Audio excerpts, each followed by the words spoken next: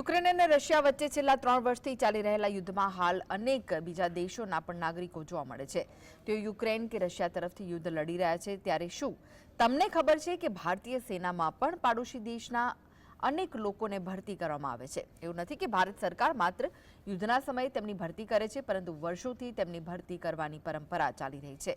ત્યારે એક નજર કરીએ કયા દેશના નાગરિકો ભારતીય સેનામાં થઈ શકે છે સામેલ, આ વિશેષ અહેવાલમાં।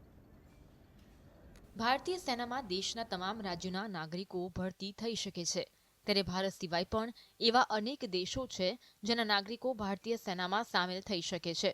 જણાવી દઈએ કે ભારતીય સેનામાં નેપાળના યુવાનો મોટી સંખ્યામાં સામેલ છે।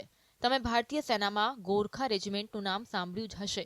નેપાળના યુવાનોને ખાસ કરી ગોરખા રેજિમેન્ટમાં ભરતી કરવામાં આવે છે।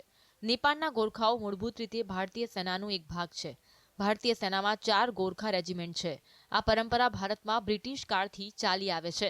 જો કે હા, ભૂટાનના નાગરિકો પણ ભારતીય સેનામાં જોડાવા માટે લાયક છે। ત્યાંના નાગરિકો ખાસ ભરતી યોજનાઓ હેઠળ ભારતીય સેનામાં જોડાઈ શકે છે। આ ઉપરાંત ભારતમાં કાયમી રીતે સ્થાયી થયેલા તિબેટિયન શરણાર્થીઓ પણ ભારતીય સેનામાં જોડાઈ શકે છે।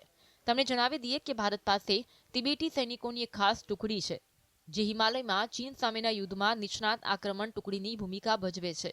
આ ઉપરાંત સ્વતંત્રતા સમયે અથવા તેના થોડા વર્ષો પછી Burma, Sri Lanka, Kenya, Thailand, Uganda, Vietnam જેવા દેશમાંથી સ્થળાંતર કરનારા ભારતીય મૂળના લોકો પણ સેનામાં પણ જોડાઈ શકે છે, પરંતુ તેમની પાસે ભારતીય નાગરિકતા હોવી જોઈએ।